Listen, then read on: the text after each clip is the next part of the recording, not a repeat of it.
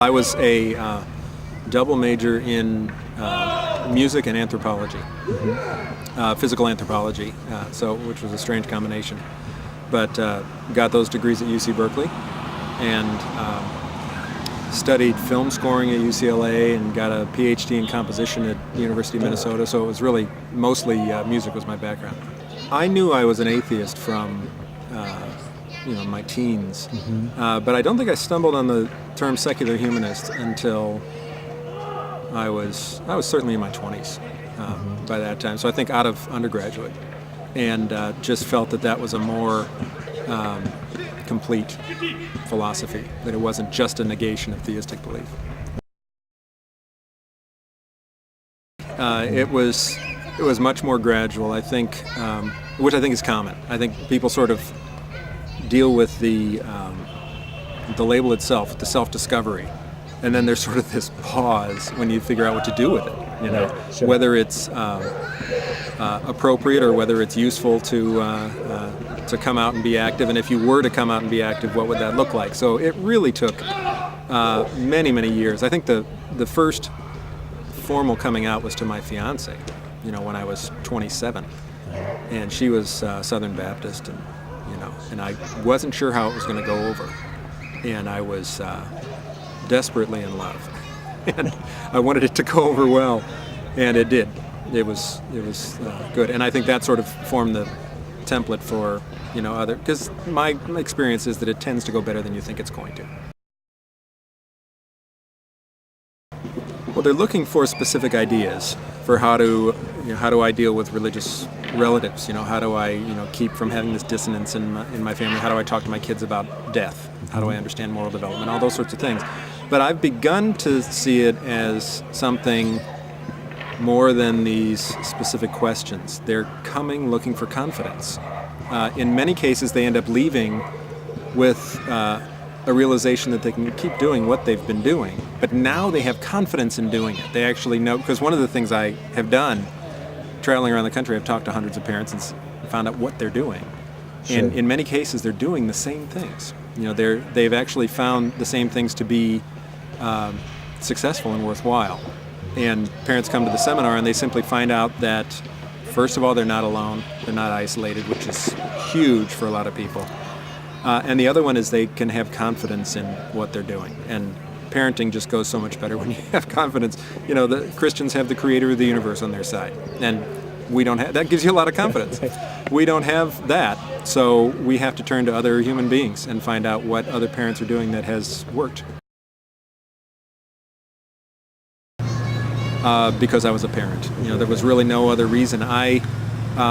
As a secular humanist, I looked for resources for myself in terms of secular humanism, and I found plenty. There are all sorts of fantastic philosophical writings about belief and disbelief. But when my son turned 5 or something like that and started really asking the questions and we started running into the issues, I went looking for resources and simply found essentially nothing. I found very isolated, essays on that sort of thing, but no comprehensive resources. And I was at that point a writer, but it was, an adjunct to my teaching work. And I simply saw a need, saw this void and stepped in to fill it. And it's pretty unusual, I think, to get an opportunity to actually find a void. There aren't that many voids anymore, and then to be able to fill it and see what it does for people. It's really been gratifying. There's been some perfectly acceptable and honest skepticism, but in terms of actual resistance or attack or anything like that, amazingly, there's been almost nothing. When the book was profiled in Newsweek, Lisa Miller, the religion editor, asked me that. She said, "Have you had much attack from the right?" And I said, "No, there really hasn't been much." And she said, "You will now," because this raised your profile. And I didn't. Even when it really was on a national level, I don't know if it's, the book strikes a fairly conciliatory tone. What I'm trying to do is empower people in a choice they've already made. I'm not trying to convert anybody away from religion. I'm just trying to help parents to be better parents. Word of mouth. It has been, the way people describe finding this resource is very humbling and moving. You know, people really just, I had this woman wrote to me from Australia that she burst into tears when she saw the title of the book, because she's been struggling with talking to her 6-year-old about death was her particular thing, and found nothing that didn't invoke some sort of references to the afterlife. And then she found this book. So there have just been so many stories about that, people picking it up, finding it useful, and then passing it on or telling their friends. And I think it's just been this, I found a community that had nothing and was able to give them something. The way that perception can be perpetuated, the only way it can be perpetuated, is by atheists remaining in the closet. The reason it's possible to think that atheists don't have a moral foundation is that people don't realize that they are surrounded by them in their own families, in their own neighborhoods. They already know decent, ethical, moral, hardworking people who are atheists. Because of that, they're able to maintain a caricature. They're able to maintain this, the same way that people have for gays and lesbians.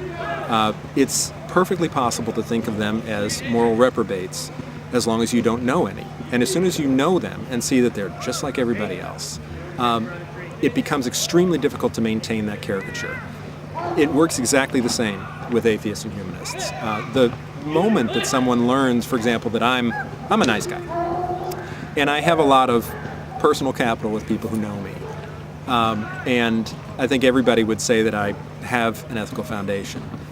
Then when they find out that I'm an atheist and a secular humanist, I have this personal capital that comes to bear, and they are not able to retain the caricature. They have to work that into their understanding. If every atheist and humanist in the United States right now were to come out to the people they know and simply, in a very gentle way, reveal that this is what they believe, that poll would change overnight, because it wouldn't be about some unknown other. It would be about the people that you already know and love. It is. It's happening. I think for example, the American Religious Identification Survey that came out that shows this continuing increase in non-religious identity. I think that has a lot more to do with people's willingness to answer the question honestly than it does with some sea change in people's attitudes or beliefs. So that's a positive thing for me, because in 1990 that was at 8%, and now we're at 16%, which is, I don't think that the population has doubled in that amount of time. I think it's a matter of people being more comfortable. And if it's happening to pollsters, telling a pollster the truth, I think it's also happening more and more in our everyday lives.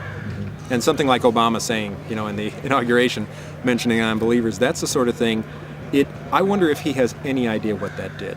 I mean, how that, again, I talked to people who just fell out of their chairs, just fell out of their chairs. To hear a president do that in the first 20 minutes of his presidency, was a powerful thing. My hope is not to dominate the culture. It's too much work.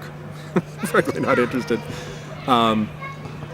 My hope is exactly that I want to get to a point where religious disbelief is no big deal. Just exactly that, like being right-handed, being enjoying a particular sport or hobby. Most parts of Europe have actually reached that point. Certainly the United Kingdom has reached that point where it is unremarkable for a public figure, even a politician, to own up to that. And that's all I'm looking for. I'm going to get to the point where religious disbelief is no big deal, unremarkable.